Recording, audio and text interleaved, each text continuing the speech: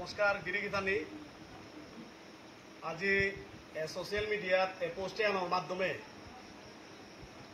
আমি বার্তান দেনাকা বলি আজি আমার খালপার পরগনা উন্নয়ন কমিটি হাবিয়ে বেদ পুলইয়া সভা আনোর আয়োজন করানি হচ্ছে।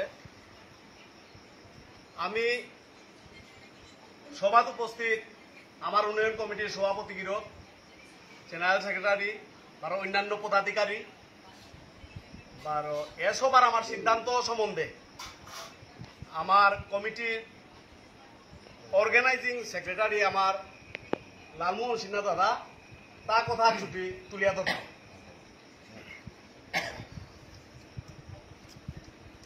নমস্কার গিরিগিতানি আজি আমার জরুরি সভাহান খালপার উন্নয়ন কমিটি তরফেত হয়েছি।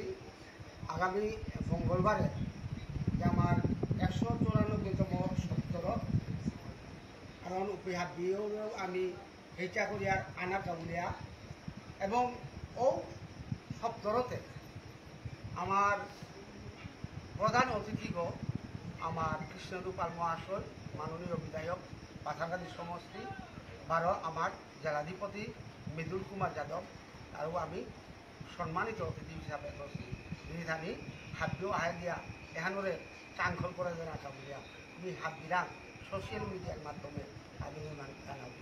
ধন্যবাদ।